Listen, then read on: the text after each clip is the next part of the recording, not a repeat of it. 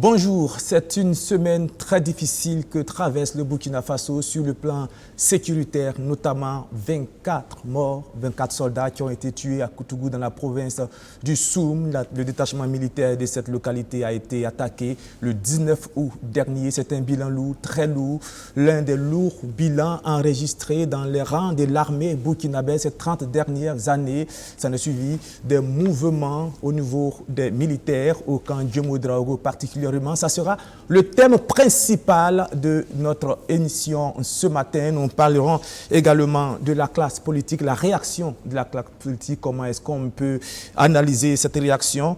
Rochma Christian Kaboré, le chef de l'État, qui est au G7, sa présence sur place là-bas a fait réagir certaines personnes ici au Burkina Faso. Nous analyserons cela. Nous parlerons aussi du procès du putsch manqué de septembre 2015 avec la fin des plaidoiries en attendant le verdict. Qu'est-ce qu'on peut dire déjà sur la fin de cette phase? Et puis, nous parlerons de cette affaire à la Sonabi avec notre confrère Lagui Bama qui est en train de lever notre lièvre. Pour parler de tout cela ce matin, je m'en vais vous présenter mes 4 invités. J'ai avec moi Mamadou Ali Compaoré, il est habitué de l'émission. Bonjour Mamadou Ali Compaoré, il est journaliste à la RTB. Lagui Bama, journaliste au Courrier Confidentiel, journaliste d'investigation. C'est lui qui avait parlé pour la première fois de l'affaire Charbon Fin. Et puis Lionel Bilgo, il est analyste, directeur de Temenis Média Afrique, c'est ça.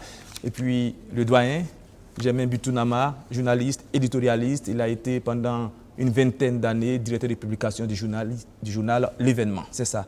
Messieurs, bonjour. Notre premier sujet, je l'ai intitulé Koutougou, l'hécatombe. Est-ce que déjà le titre peut choquer Lionel Bilgo, l'hécatombe? Est-ce que c'est exagéré ou est-ce que ce titre colle à la situation que traverse le Burkina Faso cette semaine? Partant du fait que nous sommes en guerre, je pense que ce titre est un peu requiem, mais ça montre un peu la situation dans laquelle le Burkina est plongé depuis un certain temps. Une situation de guerre sauvage, une situation de guerre asymétrique, une situation qui fait tomber beaucoup de soldats au front, beaucoup d'enfants, beaucoup de jeunes, et qui endeuille beaucoup de familles. Donc nous sommes dans l'hécatombe, pas que maintenant, depuis le début d'ailleurs, depuis le début des attaques sur Kwame Nkrumah. C'est une hécatombe qui continue et de fait, Koutougou vient rappeler encore une fois que nous ne sommes pas sortis en fait de l'ornière et qu'il ne faut pas baisser la garde. Germain Bitounama, l'hécatombe, c'est exagéré, c'est le mot qu'il faut pour la situation ou est-ce que nous sommes dans l'exagération en parlant d'hécatombe? Je crois qu'il faut déjà par la mesure de l'émotion au niveau de l'opinion publique, se rendre compte que c'est un fait inhabituel. 24 morts du coup, c'est vraiment un peu trop. Il faut se rendre compte que vraiment le peuple burkinabé a été sonné. J'ai remarqué également aussi à travers le message du président du Faso que c'était la même chose, qu'il a été véritablement sonné. Et on n'a jamais connu une situation de ce genre. Et je pense que votre terme l'hécatombe, effectivement, s'y est à la situation. Alors, Lagui Bama, que s'est-il vraiment passé ce 19 août-là? Comment est-ce qu'on allait arriver là? C'est la question que tout le monde se pose. Comment est-ce que un détachement militaire dans une zone à risque ait pu être attaqué pendant des heures sans que, selon certaines informations, les renforts n'arrivent à temps et qu'il y ait jusqu'à 24 morts, 7 blessés. Il y a eu 5 disparus qui ont été retrouvés. Comment est-ce qu'on en est arrivé là? Là, je ne pense pas pouvoir répondre à la question parce que c'est une question tellement difficile. Je ne suis même pas sûr que le premier responsable de l'armée soit à mesure d'y répondre. On va revenir à vous tout à l'heure. Votre micro ne marche pas bien, mais on va revenir tout à l'heure. Vous allez donner votre réponse. On va demander à Mamadou Ali Compaoré, c'est la même question que je posais à Lagui Bama. Comment est-ce qu'on en est arrivé là, à cette situation-là? Bon, c'est une question très difficile que vous nous posez là. C'est une grosse colle comment on en est arrivé là, jusqu'à perdre 24 soldats, du coup, c'est très, très, très difficile à répondre. Mais ce qui est certain, la menace existe et que nous tous, nous savons, les soldats en premier et tous ceux qui gèrent la sécurité de notre pays, nous tous, nous savons que nous sommes dans une situation de guerre. Mes prédécesseurs l'ont souligné très bien. Nous sommes dans une situation de guerre et qu'on devrait normalement prendre toutes les dispositions pour éviter ce genre de truc.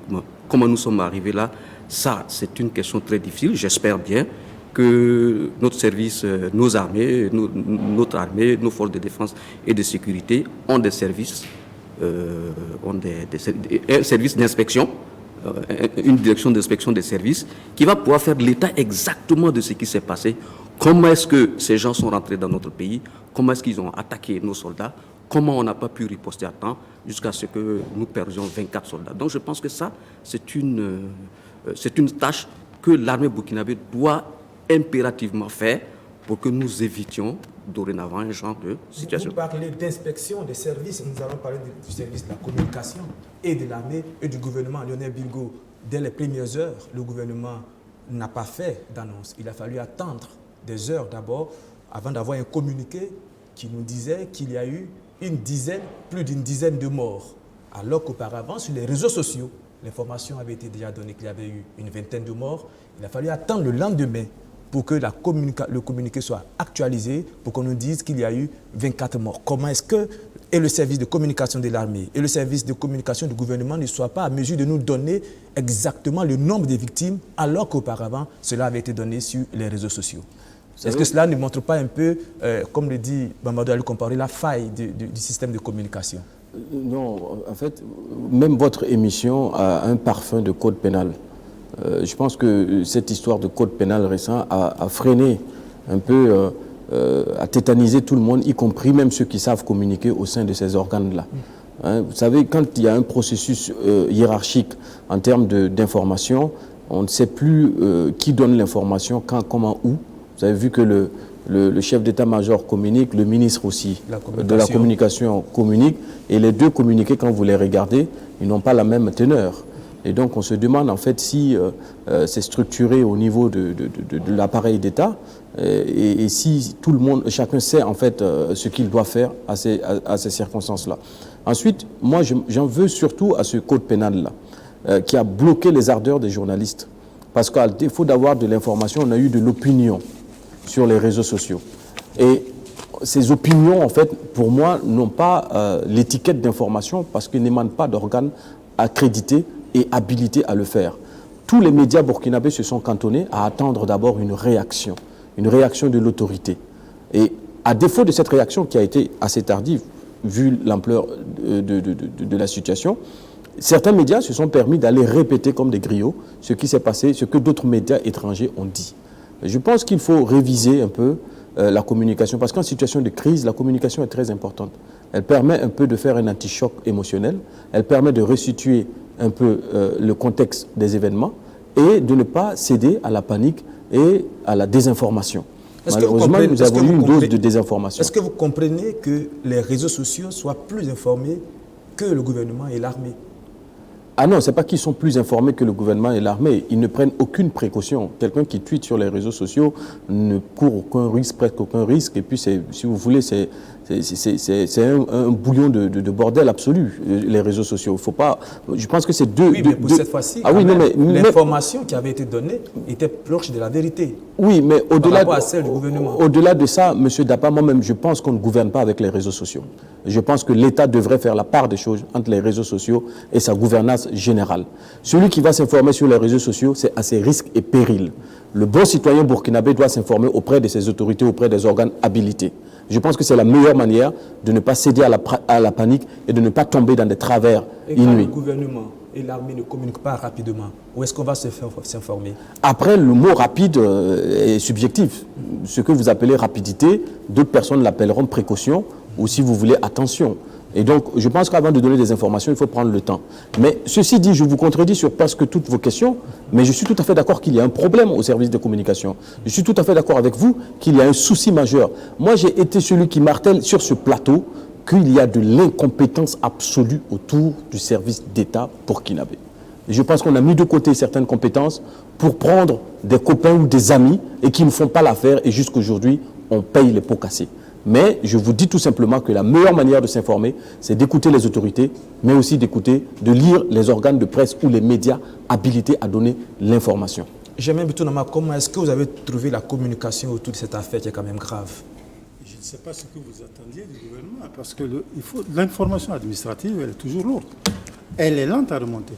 Ça ne date pas d'aujourd'hui, c'est depuis longtemps.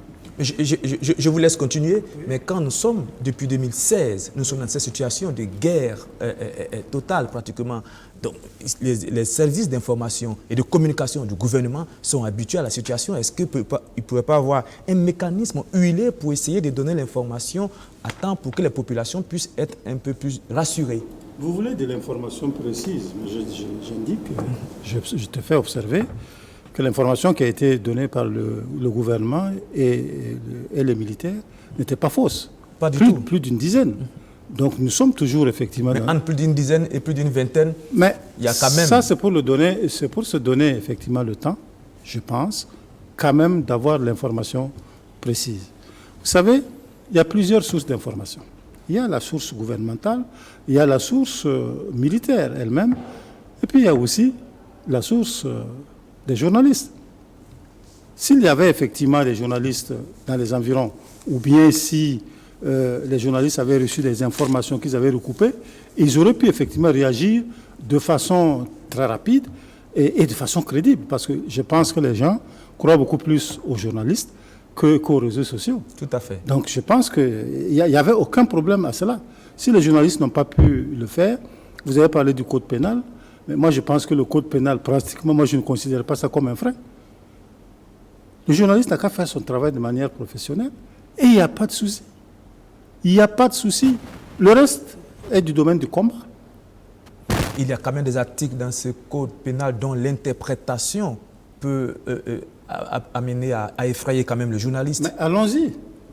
Allons-y. Moi, je considère que faire mon travail de façon professionnelle, ça me protège de tout. Maintenant, si effectivement des gens, des petits malins veulent l'interpréter de manière à m'incriminer, ben allons-y. Et il y a effectivement des voies de recours. Mais moi, je ne vais pas ranger ma plume, tout simplement parce que j'ai peur d'une loi qui va me taper dessus, qui m'empêche effectivement de faire mon travail, comme la loi également me donne le droit de le faire. Je pense que ça, il ne faut pas l'oublier. Les journalistes, il y a des risques à prendre, il faut qu'ils les prennent. D'accord. Ladi Bama, on revient sur la première question que j'avais posée. On va aller maintenant sur la phase opérationnelle de cette attaque à Koutougou. Je disais, c'est un détachement militaire qui se trouvait quand même dans un village et que des dizaines de motos armées puissent venir attaquer un détachement militaire sans qu'il n'y ait auparavant un service de renseignement qui puisse informer, on ne sait pas comment ça s'est passé. Comment est-ce que cela a pu être possible? C'est la question que les Burkinabés se posent aujourd'hui. Non, il a juste raison. Je suis d'accord, c'est la question que tout le monde se pose. Comment cela a pu être possible? Parce que les faits tels que présentés, tels que décrits, quand même donnent à se poser beaucoup de questions. Parce que quand même, tout un détachement militaire, et surtout, là où c'est encore plus grave, c'est surtout ce qu'on entend par la suite, à savoir qu'il y avait eu des alertes qui avaient été lancées avant que ça n'ait lieu. Quel genre d'alerte? Ce qu'on a pu apprendre, c'est qu'avant le jour J où l'attaque a eu lieu, au moins 72 heures en avance, il y avait déjà des alertes qui avaient été lancées, comme quoi il y avait quelque chose qui se préparait. On peut considérer que c'était des fausses alertes, mais toujours est-il que les faits ont donné raison à ces alertes-là. Et pratiquement rien n'a été fait pour éviter cela. Ce qui amène à se poser 1000 questions. Comment est-ce que cela a pu être possible? Comment on a pu laisser cela se faire? Et en même temps aussi, ça pose la question qu'on a toujours posée depuis le début de cette crise liée au terrorisme dans ce pays. La question même de la gouvernance de notre armée. La question même de la stratégie dans notre armée. Cette question revient tout le temps et j'ai l'impression qu'on n'a toujours pas trouvé de solution à cette question. Il n'y a toujours pas de réponse qui a été apportée à cette question au niveau de l'armée. Quand on regarde, chaque fois, c'est toujours nous, on vient, on frappe. Et quand on nous frappe, on trouve des communications, des formes de communication pour faire croire que non. Après, il y a eu des ratissages, on a tué un certain nombre d'assaillants, sans jamais pouvoir dire combien on a tué, mais on peut toujours dire chez nous combien on a tué. Et c'est ce qui fait penser qu'on a souvent, on a l'impression qu'il y a une forme de mensonge derrière tout ça, ce qui fait que souvent le citoyen n'a plus confiance à son gouvernement, et c'est ce qui est dommage dans cette lutte-là. On va comparer mensonge, c'est le mot que vous allez utiliser. Est-ce qu'on assiste ici à une faillite ou bien à une défaillance du système de renseignement de l'armée burkinabé au regard de ce qui s'est passé à Koutougou? Bon, je voulais revenir un peu sur la question du code pénal et puis des journalistes. Bon, vous savez, moi je travaille à la télévision du Burkina, je prends l'exemple. Est-ce qu'un journaliste de la télévision du Burkina qui a une information peut passer l'information sans l'autorisation de sa hiérarchie? Est-ce qu'un journaliste qui a l'observateur parlera à l'événement et c'est celui-là qui a l'information? Donc ce truc du code pénal n'implique pas seulement les journalistes, mais il y a aussi les propriétaires des organes de presse qui, eux, quand ils les regardent, qu'on leur dit il y a 5 millions d'amendes, il y a ceci, il y a cela, ils ne sont pas trop chauds ils attendent. Donc tout ça, ce n'est pas seulement le manque de courage des journalistes. Si c'est le courage, les journalistes burkinabés l'ont démontré à plusieurs reprises, plusieurs fois. Et l'illustre courageux d'entre nous, que nous pleurons tous et qu'on demande justice pour lui, c'est Norbert Zongo. Donc de ce côté, il n'y a pas de souci. Ce n'est pas le manque de courage des journalistes, mais il y a une chape de plomb sur les médias imposée par ce code pénal qui fait qu'il y a quand même quelques difficultés. Et sur ce point, il faut le dire clairement, il faut qu'on travaille. C'est l'occasion maintenant pour les journalistes et les propriétaires des organes de médias, les associations professionnelles, d'indexer ce code pénal-là qui ne permet pas aux journalistes de travailler assez à l'aise. Je reviens tout de suite pour la suite de la question. Jamil Boutounama, le mot est très fort, ce qu'il a employé, Madou a lui comparé. Il parle d'une chape de plomb sur le métier des journalistes aujourd'hui au Burkina Faso, avec ce code pénal. Je retiens une chose, c'est qu'il a distribué un peu les responsabilités. Ce n'est pas une question d'État uniquement, mais il y a aussi la question des responsables. Mais il a surtout indexé le code pénal, qui oui. fait peser une chape de plomb oui. sur le métier des journalistes aujourd'hui au Burkina Faso. Non, en fait, il a dit que ce n'est pas seulement le code pénal, en quelque sorte. Le code pénal est là, et évidemment, il y a des gens qui sont chargés d'appliquer le code pénal. Est-ce que les directeurs de publication, justement, sur qui pèsent les pénalités, enfin, disons, les propriétaires des journaux sur qui pèsent les pénalités, vont-ils accepter, effectivement, de se livrer à un travail qui va leur coûter cher? Voilà la question qu'ils posent. Je crois que c'est une question, effectivement, de fond. Beaucoup, effectivement, de responsables des journaux vont effectivement hésiter. Ça, c'est vrai. Mais si vous avez, effectivement, le courage de ce côté-là, comme du côté des journalistes, ça y est, ça va aller. Mais je pense que de plus en plus, en réalité, c'est quand les journaux sont détenus par des commerçants qu'on a des problèmes à ce niveau-là. Quand les journaux sont détenus par des confrères, il y a aussi des risques à prendre. Il y a des risques à prendre. L'argent seul ne peut pas te bloquer. Il y a aussi la conscience de ton travail, de ton devoir. Parce que toi, tu as quand même des comptes à rendre à ceux à qui tu donnes l'information en quelque sorte. Et ça devrait effectivement amener, s'il y a un problème de conscience, eh bien moi je suis ma conscience. Purement et simplement, advienne que pourra, il y a ce problème. Mais permettez-moi quand même, il y a fait des développements très importants. Vous avez posé la question, si on ne réagit pas sur ça, on n'aura pas géré cette question de manière correcte de mon point de vue. C'est la question effectivement de la stratégie dont il a parlé. Il a dit effectivement qu'il a l'impression qu'il n'y a pas de stratégie. Moi, effectivement, je me pose la question. Et lorsque je vois un peu ce qui s'est passé à Koutougou, comme ce qui s'est passé avant Koutougou, mais j'ai l'impression que les militaires se barricadent dans leur caserne. Et on vient les cueillir là-bas, et puis on repart. Comment est-ce qu'on va, quand il y a une véritable stratégie, moi je me pose la question, comment est-ce qu'on peut venir taper et puis prendre des voies, ressortir sans être cueilli, s'il y avait une stratégie? Est-ce que il vous y a eu comprenez? une riposte quand même pour Koutougou. Il y a eu une riposte après l'attaque. avec des moyens aériens. Ben, c'est le communiqué du gouvernement qui l'a dit. Écoutez, de nombreux assaillants ont été tués. Ça, c'est le communiqué du gouvernement. Bon, moi, voilà. j'attends que Ladji Bama effectivement nous confirme cela. Mais il y a une parce riposte, que moi, les informations dont je dispose, y compris même du front, ne font pas état, effectivement, de contre-attaque ni de moyens aériens. On n'a rien vu. Ladji Bama qui parle de mensonge d'État. Est-ce que c'est le mot qu'on peut employer? Mais il a dit mensonge d'État, mais il n'a pas donné de faits. Non, parce que là, vous dites que contrairement au communiqué du gouvernement, selon vos informations, en griffe, il n'y a pas eu de riposte d'ampleur. Oui, mais alors que le communiqué du gouvernement dit... J'attends que le petit frère me confirme ça. Vous rejoignez Ladji Bama qui dit qu'il y a eu un mensonge d'État. Ouais. Peut-être. Vous m'avez posé cette question, puis demandez-moi si...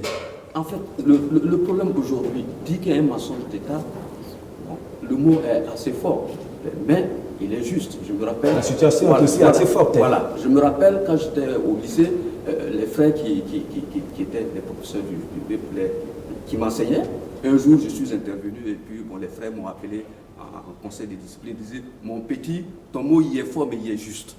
C'était des frères canadiens. Donc ce que Ladji Bama dit, c'est très fort, mais c'est juste, parce qu'effectivement, autour de la question de notre sécurité, il y a un gros mensonge qui se fait. Et ça, j'ai même entendu un officier étranger qui dit, mais dans l'armée burkinabé, il y a un gros mensonge.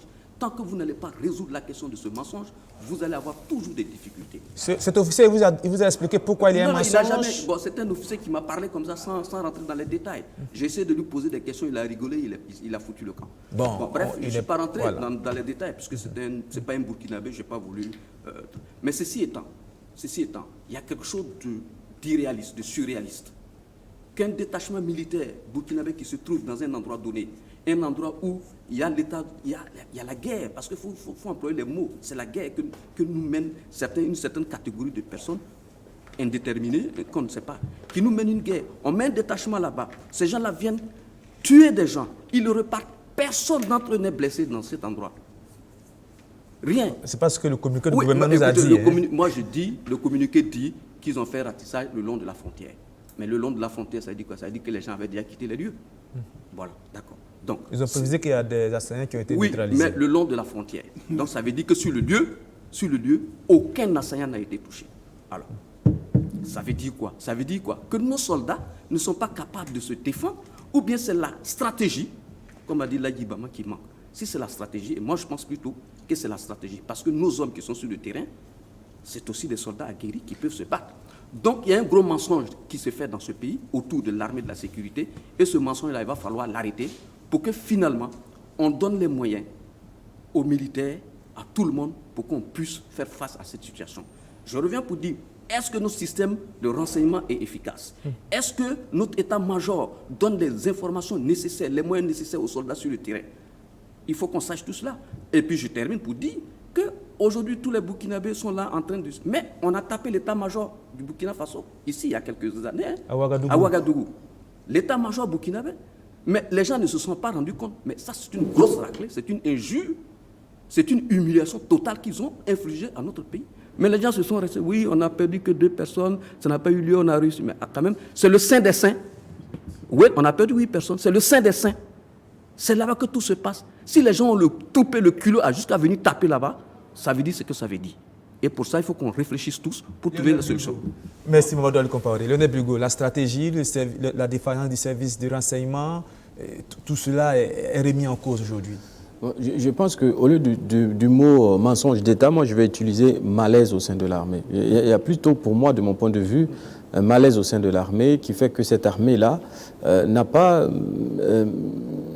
cet esprit unité de combat, cet esprit d'ensemble et de groupe. Même au sein de notre armée, vous allez voir qu'il y a quelques divergences entre différents groupements. Au-delà de ça, il ne faut pas oublier que l'armée burkinabé a été malaxée durant ces dernières années. D'abord, pendant le règne du président déchu Blaise Compaoré, avec les tirs qui ont eu, beaucoup ont été d'abord remerciés. Puis l'armée a été complètement modifiée, le système a été bougé. Ensuite, après l'insurrection pendant la transition, il y a eu des têtes qui ont bougé, des nominations ci et là, de copinage, etc. Puis le commandement même a été complètement, si vous voulez, modifié dans son ensemble du fait que c'était un homme de tenue qui était aux avant-gardes en fait, de cette transition-là, Zida lui-même. Ensuite, il y a eu la dissolution du RSP. On peut dire que cette dissolution est de moindre mal ou de fort mal, en fonction des avis divergents, mais la dissolution du RSP, on ne peut pas dire que ça n'a pas créé un coup ou un vide au sein de l'armée. Ça, c'est faux. Quand on enlève quelque chose, quand on supprime quelque chose, comme je ne parle pas de remplacement, de suppression, eh ben, on crée un vide quelque part. Il y a un manque à gagner. Et donc, il y a la dissolution du RSP. Puis après la dissolution du RSP, vient le président Roch Marc Christian Kaboré avec une nouvelle nomination, des changements de tête ci et là au sein de l'armée. Bon, ça fait beaucoup trop quand même en l'espace de quelques années, quoi. Et cette armée ne se retrouve pas. Et pour ne pas faciliter les choses, on rajoute un procès militaire, là où la question même qui est jugée aujourd'hui, de mon point de vue, quand je suis ce procès, la question du commandement, de l'exécution de l'ordre. Et quand vous voyez les autres militaires sur les fronts, ils tiennent leurs armes, certes, mais ils suivent aussi ce qui se passe au sein de ce procès. Quant à l'ordre donné, quant à l'exécution de l'ordre donné, est-ce qu'on sera protégé ou pas? Sera-t-on jugé sur ce qu'on fait ou pas? Sur ce plateau, une fois, on avait parlé de la baïonnette intelligente, etc. Bon, c'est une pure connerie. Aucun pays occidental, aucun pays au monde n'utilise cette pratique-là encore. Et moi, le malaise qu'il y a au sein de l'armée, c'est qu'on a l'impression, justement, qu'il n'y a pas une vision d'ensemble. Il n'y a pas une vision d'ensemble dans la stratégie à définir. En l'espace de 4 ans, on a changé 2 ministres de la Défense, 3 chefs d'état-major. Et donc, du coup, ça montre quand même qu'il y a... On cherche encore la solution que l'on n'a pas.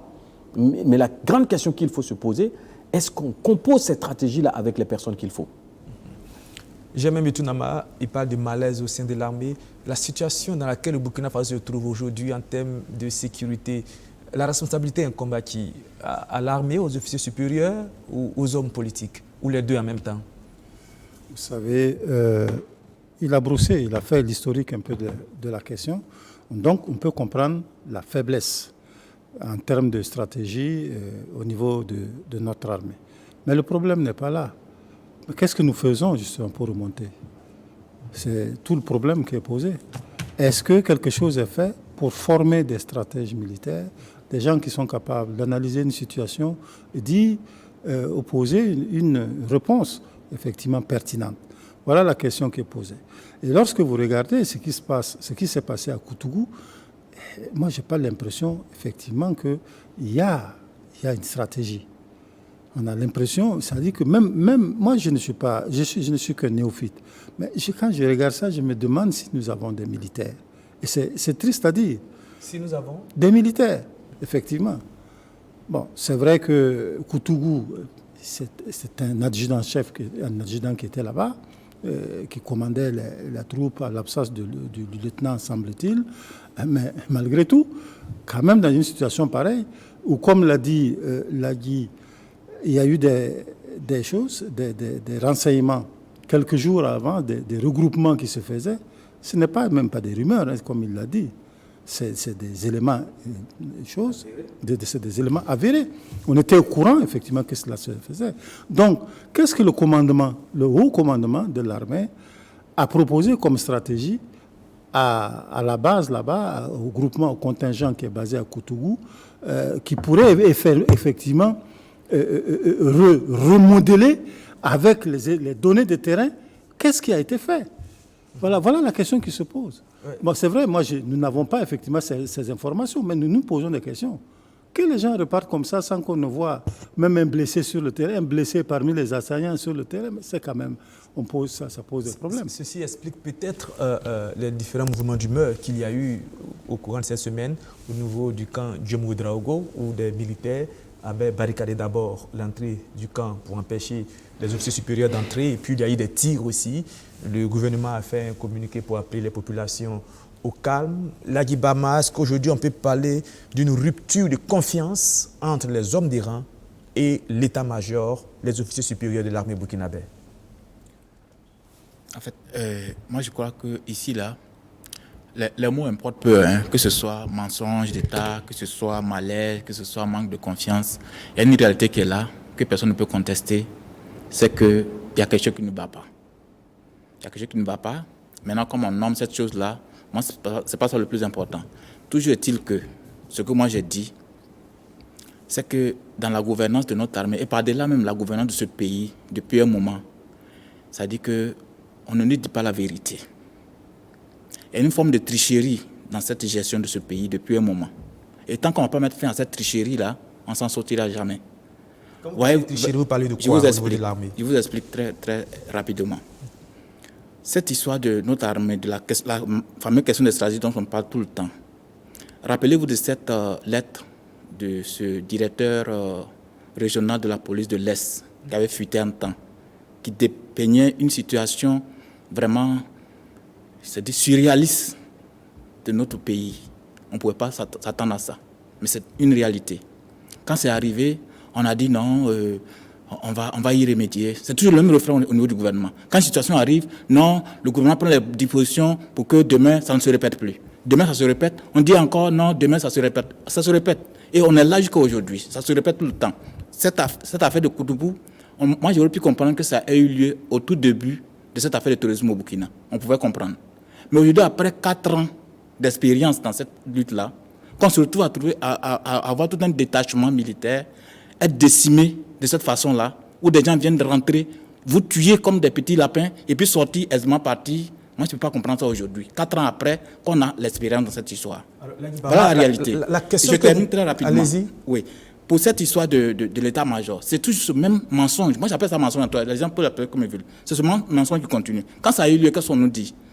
Le Premier ministre parle d'émotion ou bien il parle d'expression d'un ressentiment des hommes.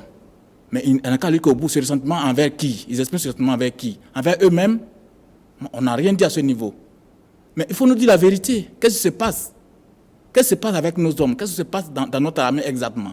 Et dans ce pays, le gouvernement pense qu'il peut toujours continuer à fermer une grosse plaie avec du sparadrap et ça va guérir. Ça ne peut pas. Il faut qu'on nous dise la vérité, qu'on s'asseye et puis poser les vrais problèmes, trouver les bonnes solutions et puis avancer. On ne peut pas continuer de nous mentir et puis avancer dans ça. On va aller plus loin dans l'analyse ce matin parce que quand même la situation est grave et poser la question qui est la suivante. Est-ce que l'armée burkinabé joue franc jeu? Je vous donne quelques explications avant de vous poser de la parole. Lionel Bilgo, je pose la question pourquoi? Parce que depuis plusieurs décennies, vous savez que l'armée burkinabé a été associée au pouvoir. Président, poste ministériel important. Et depuis 2016, depuis que le président Roch Marc Christian Kaboré est arrivé au pouvoir, il a décidé que l'armée soit ramenée à son rôle premier, c'est-à-dire dans la protection des biens et des personnes du territoire national.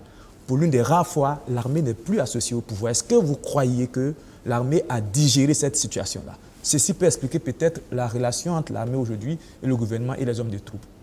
Non, moi je ne crois pas que l'armée ait de mauvaise foi, parce que c'est eux qui payent le plus lourd tribut aujourd'hui. Quand on voit le nombre de morts et le nombre de personnes qui tombent au front, je ne pense pas que l'armée joue... Quand je dis l'armée, je ne parle pas des soldats, je parle de l'état-major. Je parle même de l'état-major. Parce que si l'armée ne joue pas franc jeu, je vous laisse terminer, si l'armée ne joue pas franc jeu, peut-être c'est une stratégie, vous parlez de stratégie, pour exacerber la colère des hommes de rang et puis amener les populations à se soulever et puis faire tomber le gouvernement.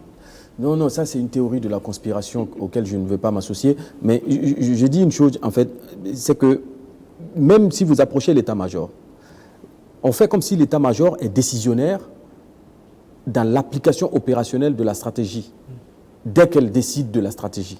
L'état-major soumet la stratégie au premier des chefs de guerre burkinabé, qui est le président Roch Marc Christian Kaboré, avec son ministre de la Défense. Et l'état-major, eux-mêmes, quand vous les approchez, Dieu seul sait combien de fois, ils ont proposé des voies et moyens, voire des stratégies qui n'ont pas eu d'aboutissement, quelque part. Donc, je ne pense pas qu'il y a une mauvaise foi au niveau du commandement militaire au Burkina. L'armée burkinabé existe depuis 1960.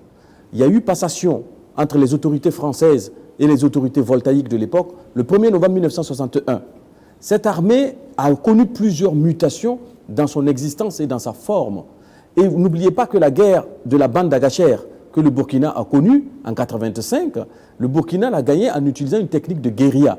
Ça veut dire que notre armée a connu une évolution dans le temps. Et cette armée aujourd'hui, même si elle existe foncièrement, la question qui se pose aujourd'hui, c'est sa stratégie. Est-ce que nous avons des hommes prêts au combat, aguerris pour aller affronter l'ennemi tel qu'il est? Et comment se fait la formation des hommes, etc. Je pense aussi que dans les camps, par exemple, j'ai pris la route de Dori, je suis allé jusqu'à Dori, traverser la route, il y a plusieurs checkpoints, il y a plusieurs camps de contrôle. Bon, parfois, vous voyez le manque d'attention de certains soldats, etc. Ça prête souvent le flanc au terrorisme. Mais je pense également que quand le président a dit qu'il ne veut pas de militaires dans le gouvernement, bon, après, quand l'opérationnel le commande, il faut voir comment on associe ces personnes-là dans la définition de la stratégie et de la mise en pratique opérationnelle de cette stratégie-là. Quand on ne met pas de militaires dans le gouvernement, notre État a passé des années sans former des civils qui connaissent la stratégie militaire, la stratégie géopolitique, pour les nommer à des postes stratégiques comme les postes de défense et de sécurité. Aujourd'hui, à la sécurité, vous avez quand même un ancien policier, un ancien gendarme à la retraite. C'est du réchauffé, me dira-t-on, mais il est là. Bon, à la défense, vous avez quelqu'un, avant, celui qui était là d'ailleurs, ne s'y connaissait pas dans les affaires militaires, il était là à la défense. Mais est-ce que c'est un poste qui est réservé qu'à des militaires, oui ou non? Et je pense que là, Djibama pose une question importante. Il faut se dire la vérité. Et je pense qu'au sein de l'armée aussi, ils doivent se dire la vérité. C'est pour cela que je pose la question, est-ce que cette armée joue franc jeu? Jamel Bitounama, il a parlé de conspiration quand j'ai posé ma question, ce n'est pas une conspiration.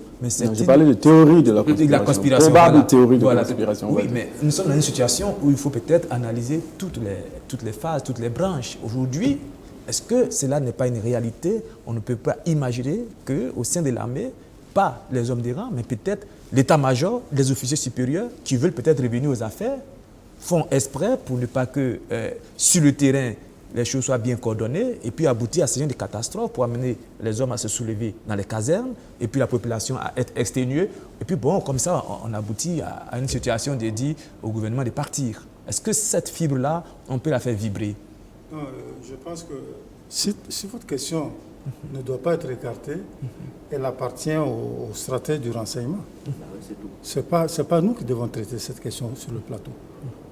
Est-ce que c'est possible? Est-ce qu'on a une échelle que ce soit possible? Il y a plusieurs possibles. Si c'est en termes de possible, c'est possible. Mais vous-même qui posez la question, est-ce que vous avez le moindre élément qui vous permet effectivement de dire? C'est l'analyse. C'est pourquoi c'est une question que je pose. Nous faisons l'analyse. Et comment vous analysez cette question-là? Aujourd'hui, nous n'avons pas... Nous constatons simplement qu'il y a une faiblesse dans notre armée. Nous avons mis le doigt sur un certain nombre d'éléments que nous connaissons. Il y a sans doute aussi d'autres éléments que nous ne maîtrisons pas. Maintenant, nous attendons effectivement l'analyse des autorités compétentes qui vont nous situer effectivement sur ce qui se passe réellement dans l'armée. Mais nous aussi, nous ne sommes pas des ignares. Nous avons quand même quelques connaissances et tout ça. Nous avons la capacité de comprendre et nous suivons. Mais nous ne pouvons pas nous lancer dans cette théorie du soupçon pour deviner, pour imaginer effectivement des complots ici, etc. Non, je crois qu'on ne va pas rentrer dans ça. Notre armée, effectivement, accuse des faiblesses aujourd'hui. Il faut analyser pour voir quelles sont ces faiblesses, comment y remédier. Il y a sans doute une question de formation, il y a une question d'organisation générale de notre armée, effectivement, qui est posée.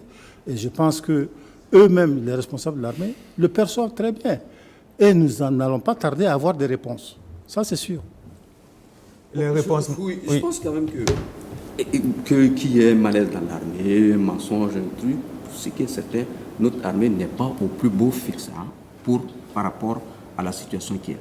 Mais ceci étant, les responsables de cette situation sont connus. Il y a d'abord l'homme politique, le président en tête et son ministre de la Loi, chef suprême des armées, le ministre de la Défense, qui sont des hommes politiques. C'est à eux de donner, de définir qu'est-ce qu'ils veulent de notre armée.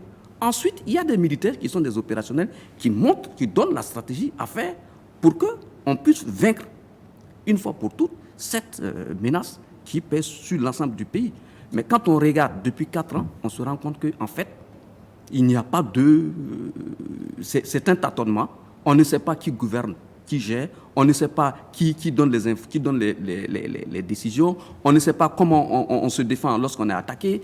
C'est au petit bonheur la chance que nous terminons. Ensuite, de temps en temps, on dit oui, nous avons des accords de défense avec la France, nous avons le G5 Sahel, nous avons Barkhane. Quand ça ne va pas, on accuse la France, on accuse... Non, on ne peut pas accuser un pays on ne peut pas accuser un autre pays par rapport à notre sécurité. Et donc aujourd'hui, il est impératif que les hommes politiques qui gèrent le pays disent clairement qu'est-ce qu'ils entendent de notre armée, et ensuite ceux qui gèrent l'armée, c'est-à-dire les chefs militaires, montrent de quel bois ils brûlent, parce que jusqu'à présent, ils ont fait preuve d'une certaine incapacité, d'une certaine impuissance, et ça ne peut plus continuer. Et ça, il faut le dire clairement, il faut que le politique s'assume pour donner les orientations et les moyens, et il faut que les chefs militaires donnent la possibilité aux enfants sur le terrain de se défendre et de défendre le pays. Parce que ça ne peut pas continuer comme ça, qu'on aille déposer des enfants à la frontière et qu'on se balade à Ouagadougou tranquillement, quoi. Ça ne peut pas continuer comme ça. Et ça, et le dire, ce n'est pas faire une théorie de la conspiration. Ce n'est pas faire ça. Dire que c'est une théorie de la conspiration, c'est essayer de dédouaner le gouvernement qui est là. Et puis d'ailleurs, pourquoi faire un coup d'État actuellement à Roch-Marc Christian Kaboré? C'est lui faire trop de cadeaux. C'est lui faire un cadeau extraordinaire que de lui faire un coup d'État. Donc il faut écarter ça et demander à Roch-Marc Christian Kaboré, à son ministre de la Défense, à l'état-major et à tous les soldats de se mettre à la tâche pour que nous puissions vaincre ça. Sinon, on ne peut pas nous prendre à l'émotion, à ceci, cela. Non, ça ne peut pas continuer. Il faut qu'on travaille très sincèrement pour la défense de ce pays. Alors, il a été aussi question, on ne l'a pas dit officiellement, de la prise en charge des blessés qui auraient rencontré certaines difficultés. C'est l'une des raisons fondamentales qui aurait amené les soldats du camp Djemou Draogo à se soulever. Est-ce que cette information-là, vous l'avez eue, Lionel Bilgo, est-ce qu'elle est fondée? Bon, j'ai eu l'information, oui. Est-ce qu'elle est fondée? Je ne sais pas. Mais je l'ai eue. Si toutefois elle était fondée, je suis consterné. Consterné par cette situation que je qualifierais d'insulte suprême au-delà de la mort de ces hommes faite à la nation.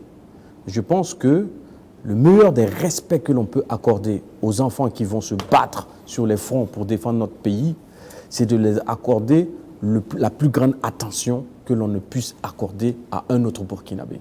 C'est-à-dire quand ils sont blessés ou quand ils sont décédés, qu'on leur donne l'honneur et le mérite et la gloire qui sied au moment où ils ont donné leur vie pour défendre le pays. Vous savez, quand j'ai vu ces cercueils tout blancs, j'ai vu l'image comme tout le monde. Je ne sais pas si c'est l'image réelle de ces cercueils ou pas, mais si c'est vrai, c'est vraiment ahurissant.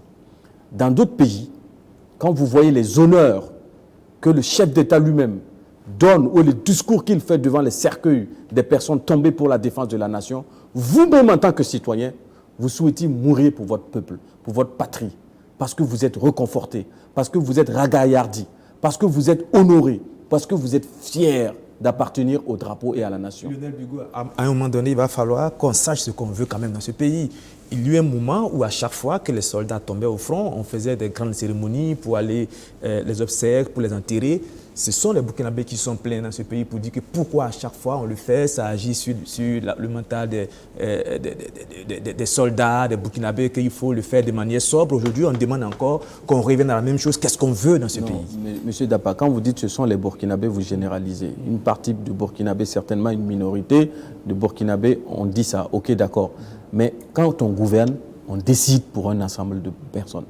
Je pense que ce gouvernement aussi, ce régime actuel, a tellement fait de tâtonnements que la rue, en fait, veut gouverner.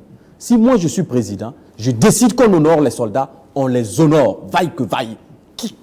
Que ça plaise à quelqu'un ou pas, on s'en fout, on les honore. Et c'est comme ça. C'est pas parce que 2, 3 personnes, 4 personnes sur les réseaux sociaux ont dit qu'il ne faut pas le faire, qu'on ne doit pas les faire. Et puis le faire, ce n'est pas seulement à l'enterrement. L'honneur va au-delà, dans la prise en charge des familles, des enfants de ces personnes-là et des blessés, de façon honorable et digne. J'ai appris qu'il y a un soldat qui était toujours couché en attente d'évacuation d'une somme de 3 millions de francs CFA. Ça, c'était dans la presse et dans les médias, on en a parlé.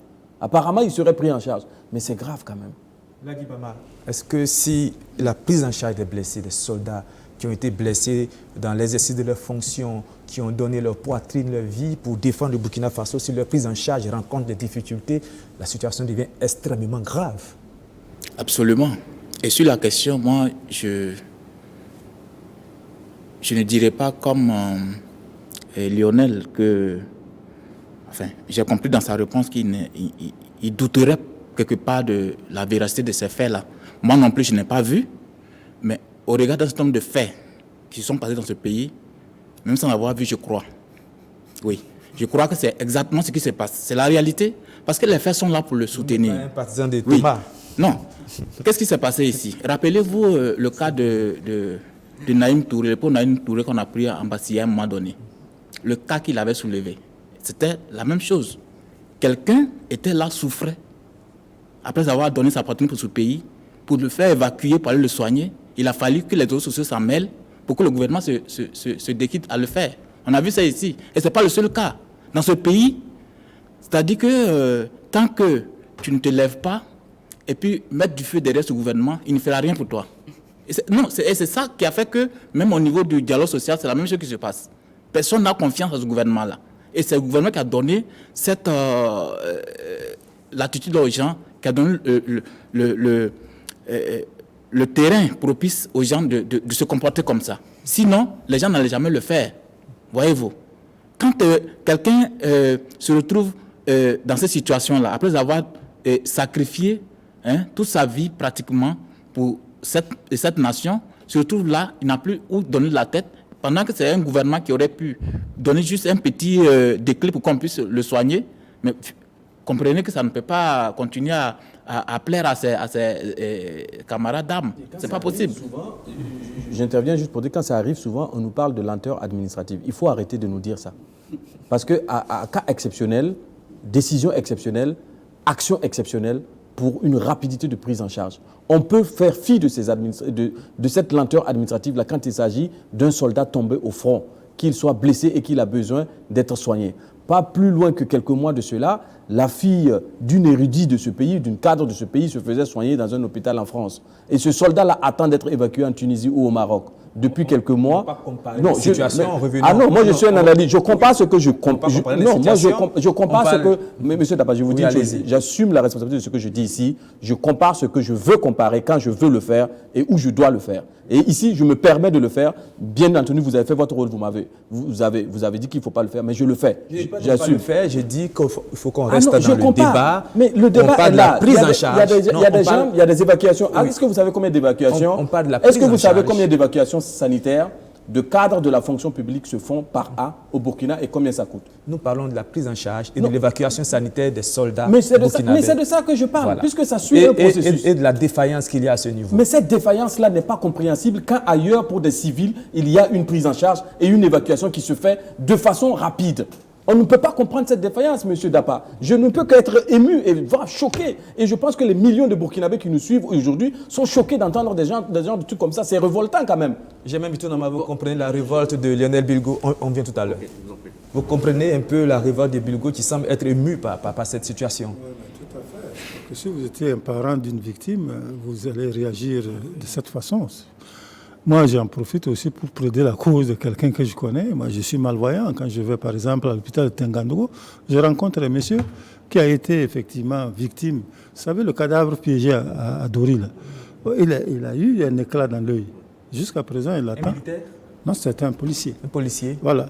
Il attend une évacuation. Et reprenez, parce que ça, c'est quand même intéressant. Mais non, c'est de toute façon ce que j'ai dit, enregistré. Oui, il veut que vous repreniez parce que pour que les téléspectateurs puissent bien comprendre. Juste dire qu'effectivement, cette personne attend une évacuation. Un policier qui a été blessé. Oui, qui a eu un éclat dans l'œil et qui, effectivement, il n'y a pas de possibilité d'intervention ici. On le soulage ici, en attendant. Mais jusqu'à présent, Douri, vous vous rappelez, là, il y a longtemps. C'est un cadavre qui avait été piégé. Voilà, cadavre piégé. Ça fait combien de temps maintenant? Ah ben écoutez, calculez, moi je ne sais plus quand ça s'est passé.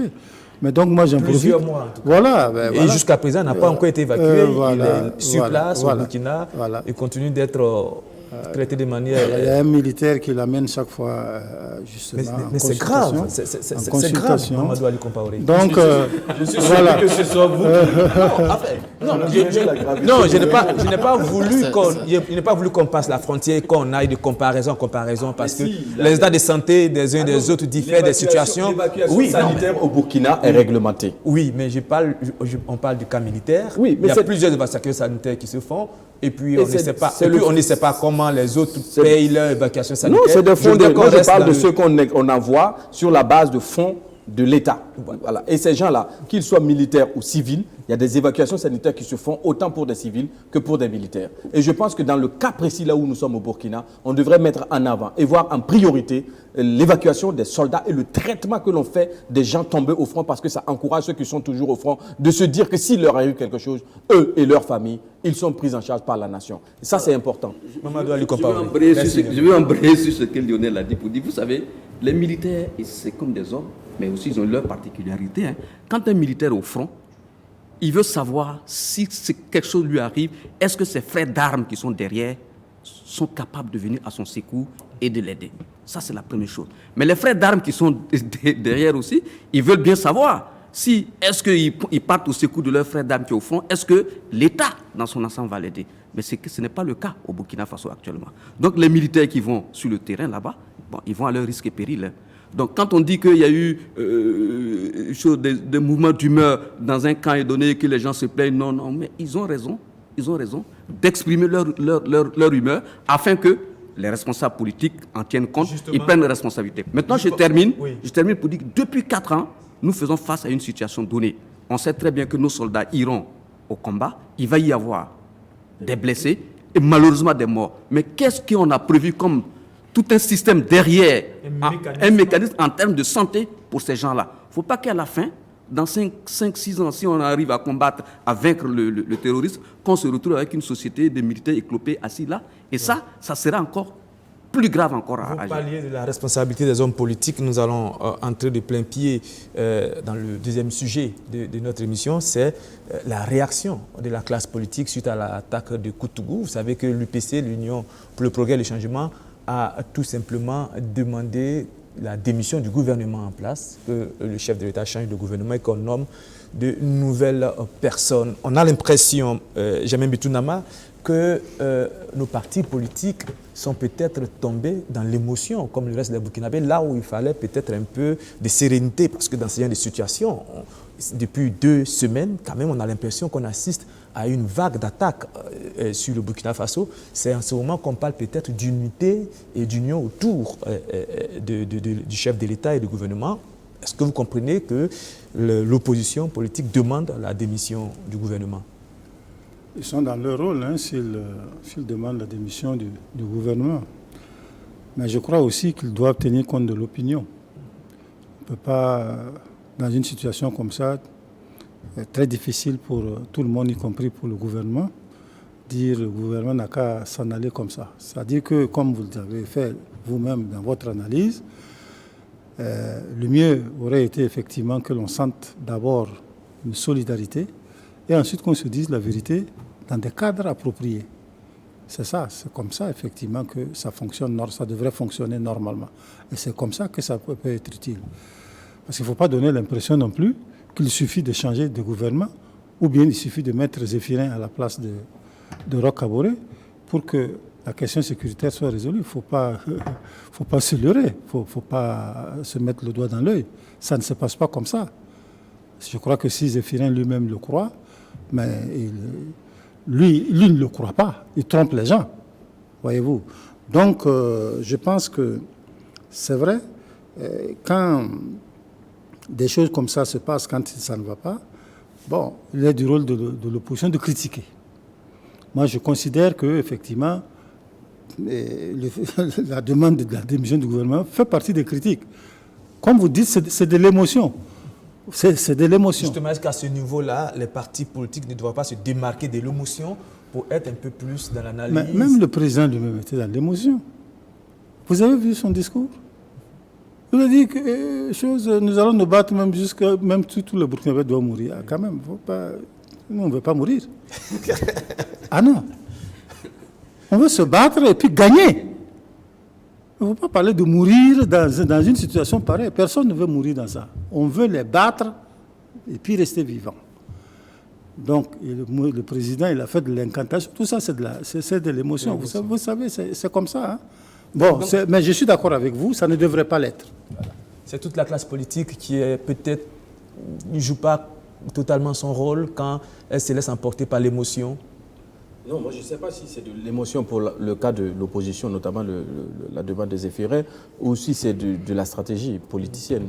Donc après, effectivement, lui seul sait qu'est-ce qu'il a mis dans le contenu. Mais je pense également que quand il demande la démission du gouvernement, effectivement, je suis d'accord que démissionner, en fait, n'est pas la solution. Et moi, je dis souvent, il faut faire attention. Roch-Marc Christian Kaboré a eu la malchance, je le dis, d'être le premier président, après 27 ans de règne, du président Blaise Compaoré.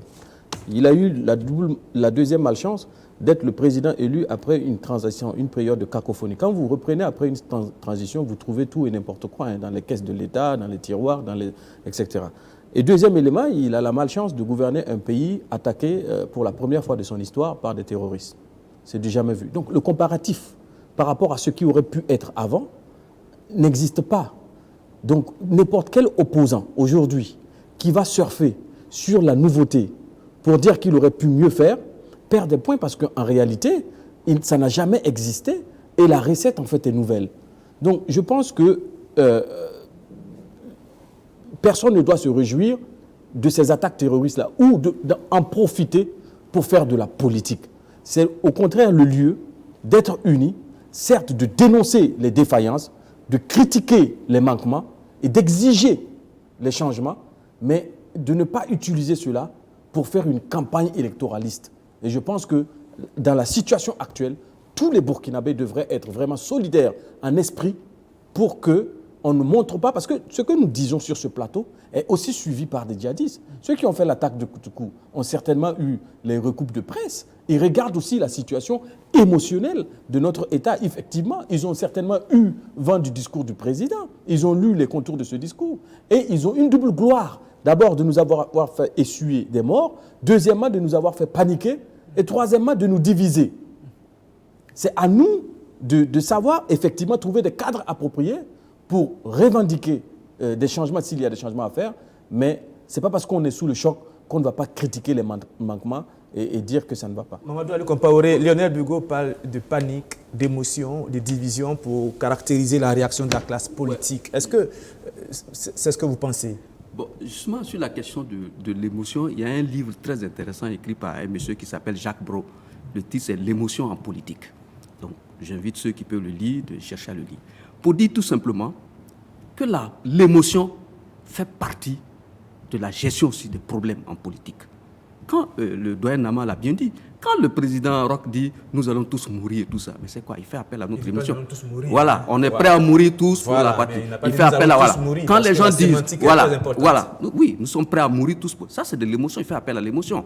Quand on dit « attendons-nous, nous n'avons pas un autre pays, nous avons le même pays, nous sommes tous de cela », mais tout ça, on fait appel à notre cœur pour qu'enfin, on puisse se taire sur un certain nombre de choses pour qu'ils puissent dormir tranquillement. Ça aussi, on le sait. Donc, l'émotion, c'est normal que les gens utilisent l'émotion aussi en période pareille. Le pouvoir va utiliser l'émotion pour calmer les ardeurs de ceux qui demandent demandent des résultats.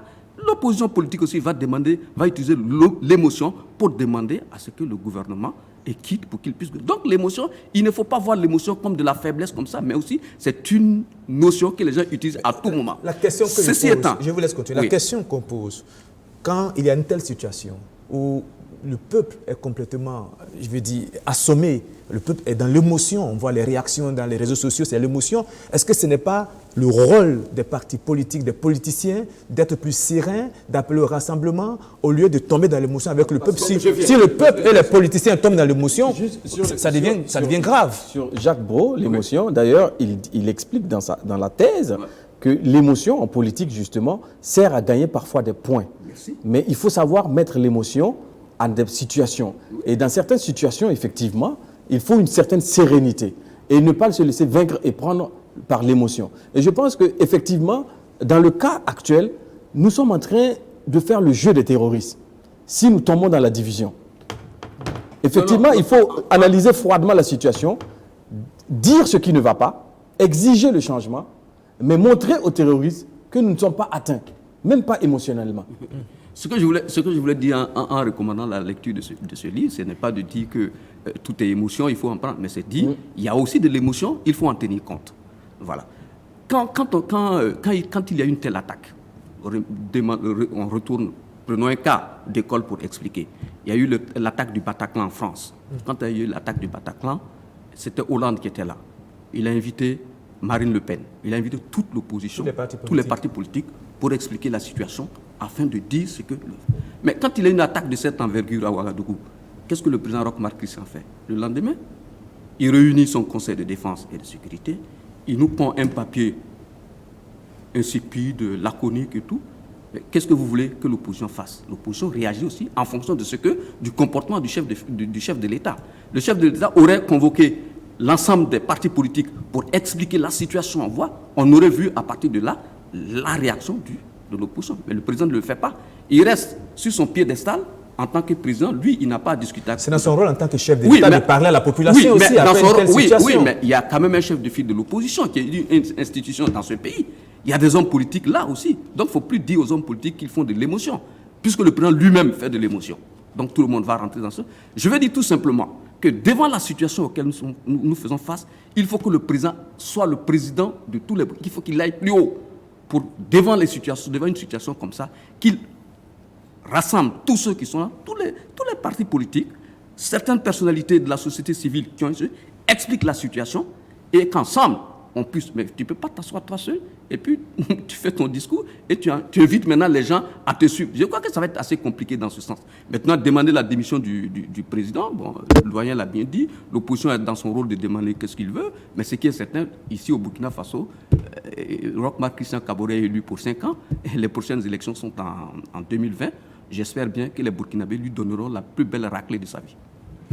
Vous dites que le chef de l'État a fait un discours. Je rappelle que dans de pareilles situations dans tous les pays, le chef de l'État, le président, parle à la population. On fait une déclaration pour essayer de rassurer les populations. Et ça, ce n'est pas du tout une erreur. On le voit partout quand la situation devient grave. Lagui Bama, est-ce que...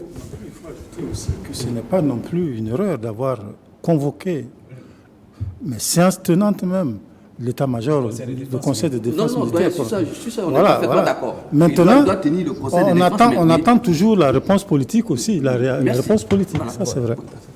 Lagui Bama, que l'opposition demande la démission du gouvernement dans une telle situation, au lieu d'appeler peut-être, comme Lionel Bigot le disait, on peut, dans le rassemblement, appeler au rassemblement tout en dénonçant peut-être les failles du système. Comment est-ce que vous trouvez cette situation, cette réaction, peut-être, je dis bien peut-être, en griffe épidermique de l'opposition burkinabé? Non, personnellement, peut-être j'étais un peu tiraillant beaucoup de choses à la fois dans cette période. Je n'ai pas eu l'occasion de lire cette sortie de l'opposition.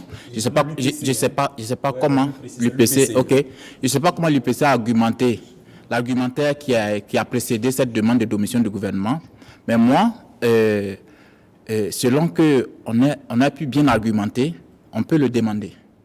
Oui. Parce que je pense que... Je vous laisse continuer. Oui. Lagui Bama, on a déjà changé. On a reproché au ministre de la Défense de ne pas connaître son travail. On l'a changé à plusieurs reprises. On a dit que le ministre de la Sécurité n'était pas à même d'assurer son rôle. Il a été remplacé à plusieurs reprises. L'état-major général des armées a été remplacé. Qu'est-ce qu'on veut maintenant?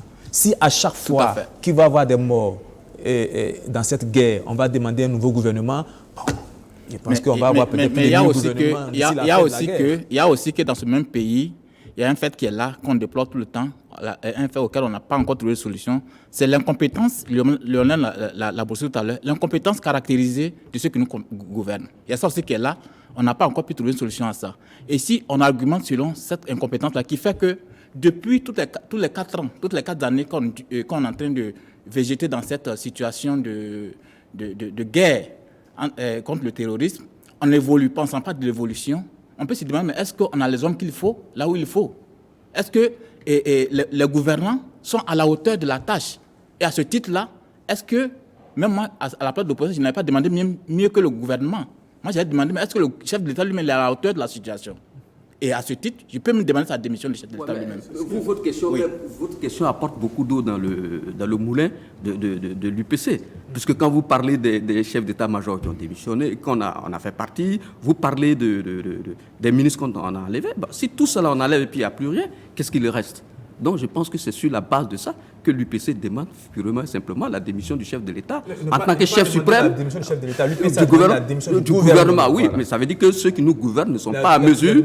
Oui, voilà, ceux qui nous gouvernent ne sont pas à mesure d'assurer la sécurité du pays, ne sont pas à mesure d'assurer la sécurité des hommes. Donnons la place à d'autres personnes. La question que je pose, c'est que la situation du Burkina n'est pas une situation singulière. Vous savez que dans toute la sous-région, que ce soit au Mali, que ce soit au Niger, même au Nigeria, ces genre de situations, ailleurs, c'est encore plus grave.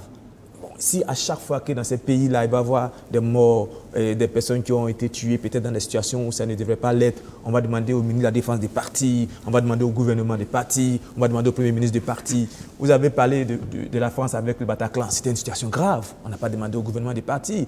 Vous prenez les États-Unis d'Amérique, qui sont l'un des pays les plus surveillés au monde, qui ont des moyens illimités. Il y a tous des attentats terroristes aux États-Unis, il y a des attentats terroristes en France, chaque fois.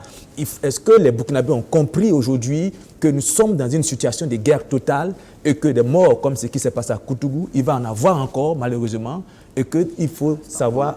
Il va en avoir encore. Non, c'est comme ça, il va en avoir encore, ce n'est pas ici seulement au Burkina. C'est une situation qui est mondiale pratiquement, c'est une insécurité mondiale. Est-ce qu'on ne fait pas un faux procès au gouvernement en disant qu'il ne fait rien? Non, moi, je pense que vous comparez plusieurs pays et je pense que chaque pays a ses réalités sociologiques, culturelles, militaires, même géopolitiques, naturelles, etc. Le Bataclan où les États-Unis sont attaqués, mais ce n'est pas récurrent. Ils ne sont pas en guerre. Une partie du territoire n'est pas occupée. Il n'y a pas de no man's land en France. Mais justement, ça montre la difficulté de la situation burkinabé. Mais c'est pour dire que s'il y a des attaques là-bas, il y a plus d'attaques au Burkina qu'il y en a là-bas.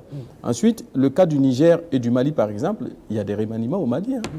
Il y a eu beaucoup de changements. Il y en a ici aussi. Oui, il y a eu une valse. Vous parliez de remaniement, il y a eu beaucoup de changements dans l'appareil d'État malien à plusieurs reprises. Et ensuite, le Mali et le Niger, par exemple, étaient accoutumés, je n'ai pas dit habitués, aux attentats et à la guerre, puisque la racine même du mal a pour origine ou pour base ces deux pays-là, principalement. Vous voyez? Et donc, chez eux, on peut dire qu'ils ont fini, les années faisant, à intégrer le terrorisme comme une part d'eux, quelque part. Nous, on est néo dans cette situation terroriste. Quand même, hein. Ça fait 4 ans. 4 ans, ce n'est pas rien. 4 ans, vous comparez à une dizaine d'années ou une quinzaine d'années de l'autre côté, vous dites que vous êtes encore un gamin sur cette route du terrorisme-là. Et la question qu'il faut se poser, c'est que ce n'est pas parce qu'avant le Burkina était un havre de paix qu'il n'y avait pas de système ou de lutte antiterroriste. Tout à fait. Parce que j'entends souvent des gens dire pourquoi avant on était en paix et puis c'est maintenant qu'ils nous attaquent. Ça veut dire peut-être qu'avant il y avait un système qui faisait qu'on ne pouvait pas être attaqué ou qu'on était épargné. Voilà. Quel est ce système? Je ne saurais le dire. Je pense que ça peut faire l'objet d'une émission, à part. Mais je termine en disant une chose. Le Burkina et le Mali, c'est 1000 km de frontières. Burkina et Niger, 638 km de frontières. Donc vous avez une bande de 1638 km de frontières poreuses, presque... Impossible à surveiller. Mais qui pourrait surveiller une frontière aussi étendue que cela, avec des dunes de sable par-ci, par-là? C'est une zone complètement rocailleuse. Et c'est compliqué de surveiller cette bande de frontières-là. J'ai déjà fait la route, Ouaga, Niamey, en passant par Dori. Mais à des endroits, vous vous dites, on est nulle part. Dans le monde, on est nulle part. Donc c'est difficile. Ce qui est certain, c'est vrai qu'on n'a jamais été attaqué depuis un certain nombre d'années. Ce sont ces 4 dernières années que nous attaquons, qu'on nous attaque du moins. Mais on n'est pas des néos dans cette affaire. Parce qu'on connaît, on sait que l'attaque djihadiste existe. Nos militaires qui sont là, ce n'est pas une génération spontanée. Le monsieur même qui est à la tête de notre chef d'état-major général des armées a même fait la guerre en 1985. C'est pas un néophyte, c'est quand même quelqu'un qui connaît la guerre. C'est une autre forme de guerre. Voilà, mais j'ai dit, il connaît la guerre. Okay. Donc, on n'a pas une armée de génération spontanée comme ça. On a une armée quand même de gens qui ont cheminé pendant plusieurs années avec l'ancien système. Donc, ils connaissent. Ils savent très bien que pour une guerre, on a une première partie des renseignements, une deuxième partie des trucs. Voilà. Maintenant, pour les politiques savent que dans la guerre, il y a la négociation et puis aussi il y a le feu. Quand vous prenez la Mauritanie aussi est un pays qui était attaqué tous les jours. Mais pourquoi est-ce que la Mauritanie n'est plus attaquée? Et que, à tel point que la Mauritanie a réussi à faire une transition pacifique avec des élections et le président est parti. Mais quand vous regardez, c'est des gens qui ont combiné les deux actions, le feu et la diplomatie. Ils sont arrivés à ce... Donc aujourd'hui, soyons très précis. Il y a une certaine forme d'impuissance, d'incompétence, de mensonge dans notre pays, autour de la question sécuritaire et d'autres points, et notamment en ce qui nous concerne, la question sécuritaire, et ça c'est un gros problème. Il faut que les gens, les militaires arrivent et les politiques qui dirigent le pays s'asseyent calmement et arrivent à sortir de ce bourbier. Sinon, nous sommes partis pour sacrifier toute une génération. Nous sommes prêts, parce que le Nord, on a pris les enfants à les mettre en fourrière là-bas quelque part, leur faire des examens et puis dire qu'on a sauvé l'année. Est-ce que c'est comme ça qu'on sauve l'année? Des gens qui n'ont pas fait toute une année, on les prend quelques mois, on les met à niveau, on leur fait passer des examens. Donc, ça, il y a beaucoup de choses qui se passent et qui vont avoir des répercussions plus tard. Donc, c'est pour cela qu'on ne doit pas être complaisant vis-à-vis de ceux qui nous dirigent aujourd'hui. Il faut les sommer pour qu'ils ne dorment pas, pour qu'ils puissent réellement attaquer le problème en face et trouver les solutions. C'est leur devoir, ils doivent le faire. Jamais Mitounama, c'est le devoir du gouvernement burkinabé d'assurer la sécurité. Je reviens encore sur les mêmes arguments que j'avais donnés. Je précise que dans cette situation, on a créé ce qu'on appelle le G5 Sahel. Bon, le G5 Sahel qui est devenu aujourd'hui peut-être un manchin pour parler comme le général de Gaulle quand il qualifiait l'Organisation des Nations Unies à l'époque qu'il trouvait impuissante. Aujourd'hui, même le G5 Sahel n'arrive pas quand même à trouver une solution. Est-ce que ce n'est pas fait un faux procès entre griffes au gouvernement burkinabé en lui demandant de trouver une solution totale à une situation où même des pays rassemblés n'arrivent pas à trouver une solution? Oui, tout à fait. Je voulais répondre spontanément d'ailleurs à Ali justement, sur cette question. Il ne faut pas quand même qu'on donne l'impression que nous ignorons totalement la situation. Parce que quelle réponse apporter à la situation au nord, où pratiquement il n'est même plus possible d'ouvrir une école là-bas? Les enfants, qu'est-ce qu'ils deviennent? Je pense que la réponse qui est donnée, c'est ce qu'on peut effectivement donner, qu'on peut faire, qu'on a fait. Et on ne peut pas faire plus? Mais on peut peut-être faire plus, mais c'est quand même une réponse que c'est mieux que ne rien faire du tout. C'est mieux que de les laisser là-bas et de les choses sans école. Je pense que la question, lui pose la question de la qualité. Bon, ça s'améliore au fur et à mesure. Mais quand vous êtes en situation de guerre, mais toutes les situations, effectivement, il ne faut pas exiger une situation normale pour l'école, une situation normale pour la santé. Mais la situation anormale partout, dans tous les compartiments de la vie.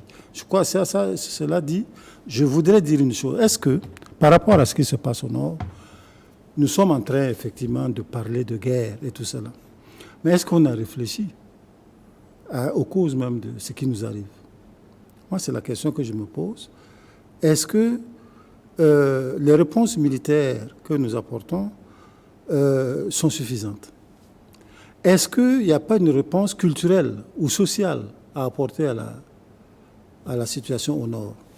Parce que moi, j'ai discuté avec un certain nombre de personnes qui m'ont dit il ne faut pas balayer d'un revers de main la mise en cause de l'école coloniale, de l'école moderne, si vous voulez.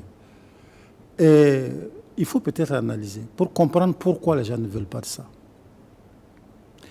Est-ce que l'école coloniale, ça conserve effectivement notre identité, en quelque sorte?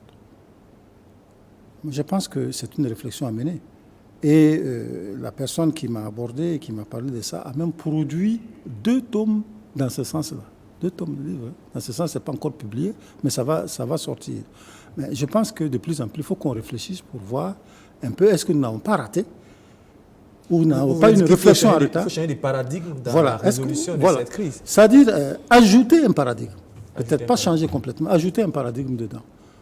Donc voilà ce que je voulais ajouter à notre réflexion. Moi, je suis très touché d'entendre ce que le doyen vient de dire, parce que depuis des années, c'est le combat que nous faisons, que nous portons à dire qu'il faut que nous nous réinventions nous-mêmes, en fait, une identité et une culture. par rapport à ce qu'on nous a légué. L'école burkinabé, tout comme les autres écoles d'ailleurs qui nous entourent, sont encore trop teintées du legs colonial. On a dénudé de nous-mêmes de l'intérieur de l'école, puis on a embrassé un autre monde qui ne nous ressemble pas, y compris dans nos cultures.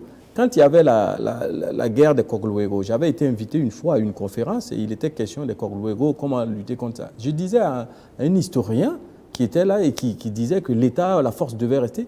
Les Kogluego sont plus anciens que la gendarmerie et la police. Le colon, quand il est arrivé, nos systèmes de défense, royaumes et villages étaient déjà structurés. C'est un débat un peu plus global, sur la notion de l'éducation, de l'école. C'est pour dire que le terrorisme, on ne va pas vaincre le terrorisme par les armes uniquement. Ce n'est pas la question des armes. Ali parlait de la négociation, mais au-delà de la négociation même, il y a une pédagogie culturelle à faire aussi. Une éducation à faire aussi. Parce que ceux qui s'enrôlent à l'intérieur des terroristes avec les djihadistes, c'est souvent nos enfants qui rejettent en fait notre système, qui rejettent notre vivre ensemble et qui ne comprennent pas la notion même de la nation. Vous rejoignez donc le chef de l'État qui parlait d'une guerre de longue haleine. Ça quand même, il a signifié dans son discours.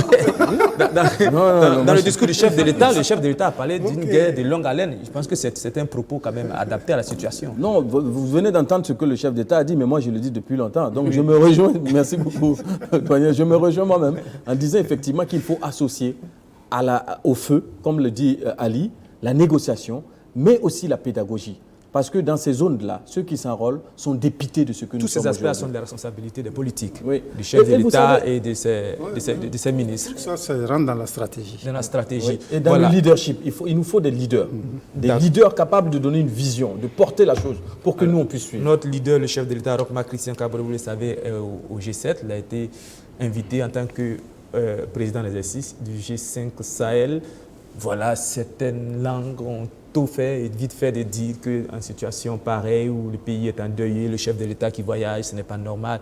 C'est quand même une accusation, je vais dire, un peu bizarre quand même. On ne peut pas demander au chef de l'État de ne pas aller honorer un rendez-vous important qui plus est en rapport avec la situation sécuritaire. J'ai même tout Il a fait ce qu'il fallait faire. Il a décrété le deuil.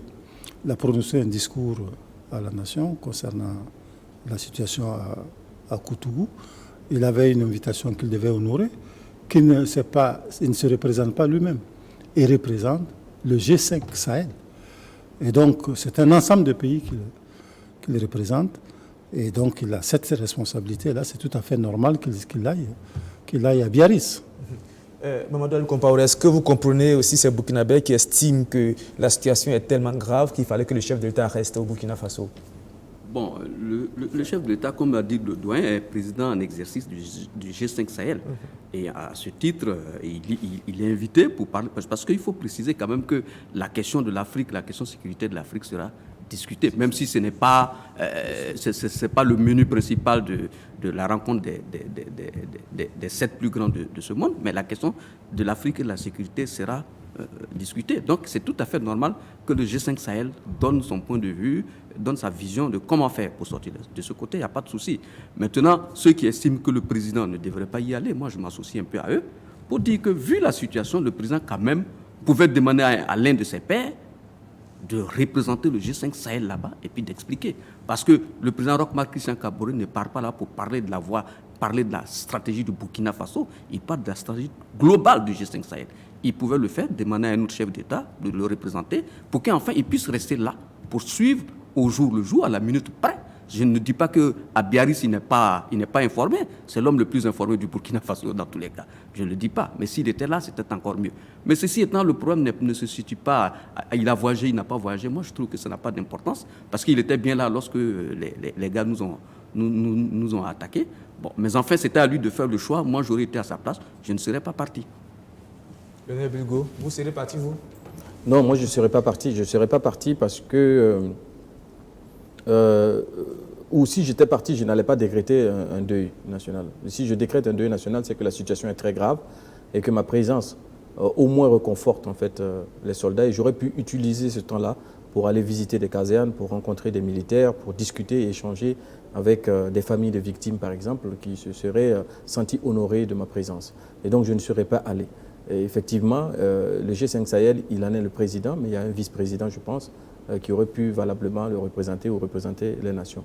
Mais vous savez, ce type de rencontre aussi est à un haut niveau, si bien que les rencontres bilatérales qui sont prévues aussi concernaient le Burkina. Il n'y a pas que le G5 Sahel, il avait des rencontres bilatérales entre le Burkina et certains investisseurs qu'il devait rencontrer. Mais la situation du pays, voilà, moi, vous m'avez demandé mon avis, hein, je vous avais dit si c'était moi. Hein. Après, effectivement, il a des raisons qui l'ont amené à partir, et ces raisons n'appartiennent que lui, moi je ne les connais pas. Mais personnellement, je ne serais pas allé à chez lui. Vous savez que dans cette lutte contre le terrorisme, il y a un aspect important qu'on appelle le nerf de la guerre habituellement, c'est l'argent. Et vous savez que ce sont ces pays-là qui, habituellement, essayent d'apporter de l'aide financière à nos États pour lutter contre le terrorisme. Et donc, est-ce qu'on ne peut pas analyser la présence du chef de l'État à Biarritz sous cet angle-là, aller chercher les moyens financiers pour rendre la lutte contre le terrorisme plus efficace au Burkina Faso? Dans ce que disait le doyen tout à l'heure par rapport à son ami, sur les 2 tomes qu'il a écrits, je disais aussi que le terrorisme, ce n'est pas une question de moyens. Vous allez épuiser tous les moyens possibles. Même, vous avez pris l'exemple de la France et des États-Unis qui sont attaqués. Ils ont des moyens, ils sont attaqués. Mais ce n'est pas une question de moyens. En France, ils ont mis en place la veille contre le terrorisme. Ils ont mis les moyens au niveau des renseignements, mais aussi ils ont mis les moyens au niveau éducatif pour sortir les enfants embrigadés du terrorisme. Et c'est une pédagogie, c'est un processus qui a été mis en place et qui va rencontrer des enfants qui parfois vivent dans les banlieues et qui sont embarqués au sein du terrorisme. Mais tant que nous, on ne va pas comprendre que les moyens seuls ne suffiront pas à vaincre ce terrorisme et qu'il faut travailler autrement dans la psychologie et dans la tête du Burkinabé lui-même et même dans la redéfinition du Burkina. Qu'est-ce que c'est que le Burkina? Qu'est-ce qui fait cette nation? Qu'est-ce qui nous unit? Qu'est-ce qui définit le Burkinabé dans son intégralité? Et ça, c'est important. Pour la première fois, le président demandait à des historiens, pour les 100 ans du Burkina, d'écrire l'histoire du Burkina. C'est pas trop tôt. Hein. Pas trop tôt, oui. Quand même. Depuis 1919, on existe en tant que terre et on a encore les reliques des anthropologues français ou des anthropologues allemands qui ont foulé le sol du Burkina et qui restent comme référence. Lionel, je vous ai dit que ce sujet-là, c'est un grand sujet. On va en faire un débat parce que c'est un sujet très passionnant, très important pour savoir l'identité de l'Africain, la culture et tout ça. On va y revenir une autre fois au cours de notre émission où on aura le temps d'en parler. Mais pour finir sur le sujet de la présence du chef de l'État au G7, Ladi Bama, on a entendu sur les réseaux sociaux, il est parti avec une délégation d'une 60aine de personnes. C'était trop. Enfin, moi, je connais des personnes qui devraient aller, à qui on a dit au dernier moment de ne pas partir parce qu'il n'y avait pas assez de moyens. Je pense qu'il ne faut pas aussi donner un cachet à tout ce qui se dit sur les réseaux sociaux. Ce n'est pas du tout vrai. Voilà, j'ai failli dire n'importe quoi, mais bon, je respecte les téléspectateurs. Ladi Bama, voilà, pour finir sur ce sujet. Je crois que c'est une question sur laquelle tout le monde a raison et tout le monde a tort peut-être à la fois parce que selon là où on se place, on a toujours des arguments pour défendre sa position. Et vous voyez que autour du plateau, chacun dit oui, il serait parti et puis il a des arguments, pendant qu'un autre peut dire non, il ne serait pas parti et puis bon, il a des arguments. Donc ça, et moi je ne pense pas que c'est ça à ce niveau le problème. Le problème avec notre chef d'État aujourd'hui, il est ailleurs. C'est-à-dire que lui, il a un problème, moi, en tout cas ce que je pense, c'est que depuis qu'il est là, il ne nous a pas encore habitués à une philosophie qui lui est propre, à une forme de gouvernance qui lui est propre, qui guide son action au quotidien. On a l'impression d'avoir un homme qui est là, qui vogue au gré des vents tout le temps. On l'a accusé d'être trop diesel, c'est-à-dire qu'il ne démarre pas tôt. Hein. Moi, c'est pas certaines personnes disent qu'il est mou. Ça, bon, peut-être que ce n'est pas une philosophie de gouvernance. En tout cas, toujours est-il que le monsieur, il est là. C'est peut-être un mauvais jugement de ma part, mais c'est ce que moi je vois. Je ne le sens pas. Je ne sens pas son action. Ça marque à lui en tant que chef de l'État. Et c'est ce qui fait que souvent, quand il décide de faire quelque chose, chacun peut dire non, il aurait dû faire autre chose. Qu'est-ce qu'il fait? Pendant ce temps, s'il avait pu habituer les Burkinabés à une philosophie de gouvernance, à une ligne trajectoire qui guidait son action, on se serait mieux retrouvé dans tout ce qui se passe. Alors, on passe au prochain sujet, le procès du putsch manqué de septembre 2015. Vous savez que les plaidoiries de la défense sont terminées. Aujourd'hui, on attend le verdict. Après cette phase-là, fin de cette phase-là, Lionel Bigot, qu'est-ce qu'on peut retenir? Bon, moi, j'avoue que j'ai été, à un moment donné, déconnecté de ce procès. Et volontairement, parce que j'avais une idée de ce qui s'était passé avant le début de ce procès, que pendant ce procès. Je pense que ce procès a contribué à plus embrouiller beaucoup de Burkinabés que d'éclairer beaucoup de Burkinabés. Je pense également que le tribunal actuel a une lourde responsabilité de rectifier l'émotion politique du moment qui a engrangé du monde sur le banc des accusés. De rectifier également le discernement politique qui a épargné à certains de venir répondre alors qu'ils auraient dû venir répondre. Et enfin de juger les coupables. Et je pense qu'il faut faire attention à ne pas juger le superficiel. Parce que le superficiel ne va pas définir à la veuve, à la mère, aux pères qui ont perdu leurs enfants, qui a exactement tiré sur leurs enfants et qui a tué leurs enfants. Mamadou Ali Compaoré. Ouais, mais pour une fois encore, je suis épaté par le raisonnement de Bilgo. Ça veut dire que quand on suit ce procès, il est terminé. On a écouté les principaux accusés se défendre, on a écouté leurs avocats, on a écouté aussi les avocats des victimes. Mais à la fin, on reste toujours sur sa fin. Parce que tout ce qu'on a écouté nous donne l'impression qu'il y a quelque chose d'inachevé. Et comme lui-même il le dit, il y a des gens, il y a certaines choses qui auraient dû être, on aurait dû plus creuser davantage pour comprendre. Et certains profils auraient dû venir à ce procès pour qu'on comprenne davantage. Mais ceci étant, c'est un procès quand même qui a eu lieu. Kaya, les juges militaires et les civils qui étaient là ont quand même mené le procès jusqu'à sa fin.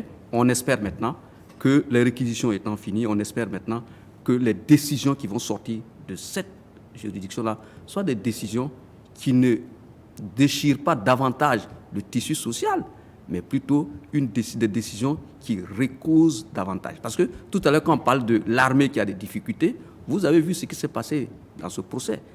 L'histoire de la baïonnette intelligente, les militaires qui disent j'ai obéi, l'autre dit pourquoi tu as obéi. Bon, tout ça, ça ne fait pas. On a dit c'est l'obéissance, c'est ça qui fait la force des armées. Donc j'espère bien que les procès, voilà, l'Agibama, excuse-moi, mais j'espère bien que les décisions qui seront prises seront vraiment des décisions pour permettre au Burkina Faso de sortir de l'ornière et de se retrouver la tranquillité. L'Agibama. Non, pour ma part, je trouve que c'est un peu aller trop vite en besogne que de dire que le procès me laisse sur ma faim. Je pourrais le dire au prononcé de la décision des juges. Mais jusque-là, moi, je ne me laisse pas du tout divertir par surtout le dilatoire dans lequel ont excellé les prévenus à ce procès-là. Parce que c'est un procès où on a assisté à beaucoup de dilatoires, surtout... Et il fallait s'y attendre. On avait affaire à des généraux qui sont hyper friqués comme de l'argent, qui sont attachés des avocats, qui sont venus, qui savaient que leur sort était scellé, parce que quand même un coup d'État, on ne peut pas se voiler la face. Les faits sont passés devant nous tous ici, on sait qui a fait quoi. On ne peut pas venir nous divertir avec des trucs, des formules alambiquées, tout ça, pour faire croire que personne n'a rien fait. Et tantôt on a tendance à vouloir nous dire qu'en réalité, il y a eu un coup d'État, mais le coup d'État s'est fait de lui-même, il n'y a pas quelqu'un qui l'a fait. Ce n'est pas possible. Moi, j'attends les juges là qui restent sereins et qui nous disent à la fin de tout ça qui a fait quoi et le condamner à la hauteur de ce qu'il a fait. Et ça se voit, j'aurais si je suis satisfait ou pas. Voilà. J'aime Bitounama sur cette phase du procès. Je dirais pratiquement la même chose que Bama, parce que ce qui m'a un peu choqué dans ce procès, c'est le déni. Des suspects. Mais des chefs militaires. On n'assume pas. Et on donne l'impression que c'est les petits qui ont fait le coup. Ça, ce n'est pas responsable. Je me dis vraiment, si ce sont ces chefs militaires que nous avons dans notre armée, nous sommes foutus. Est-ce que ça n'explique pas ce qui nous arrive? Pardon. Vous voyez? Donc, comme il l'a dit, on attend. Je rappelle qu'on attend le verdict. Voilà, on attend le verdict. Comme pouvait le dire voilà. Le philosophe français Michel Onfray, le juge ne dit pas la vérité, le juge dit le droit. Donc, cela pourrait permettre, quand les verdicts vont arriver, qu'on puisse savoir raison garder. Nous allons finir totalement en donnant la parole à l'Agibama sur l'affaire Sonabi. Rapidement, vous allez nous expliquer qu'est-ce qui se passe à la Sonabi. On est presque à la fin de l'émission. On est pratiquement à la fin. Là, qu'est-ce que je peux dire? C'est tellement vaste que si vous me dites de le dire en si peu de temps, je ne sais pas quoi dire. Quelques minutes. Mais toujours est-il allez-y, expliquez un peu comment, qu'est-ce qui s'est passé? passé? Qu'est-ce qui se passe à la Sonabi? Voilà, en tout la cas, question. D'abord, je commence par renvoyer tous ceux qui vont m'écouter au dernier numéro du Courrier confidentiel, tout est dedans.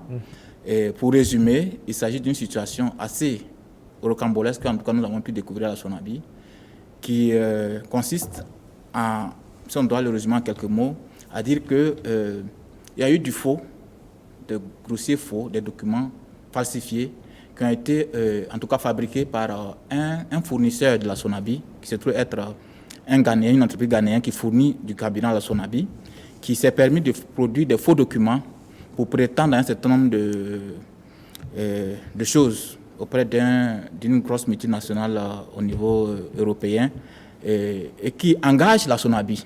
C'est-à-dire qu'il a fait des lettres où il a mis le nom du DG de la Sonabi signé à sa place et mettre le nom du DAF de la Sonabi signé à sa place et prendre ça pour envoyer à un fournisseur qui est Trafigura, pour le nommer, à l'international pour avoir du carburant qui va livrer à la Sonabi par la suite, pour résumer.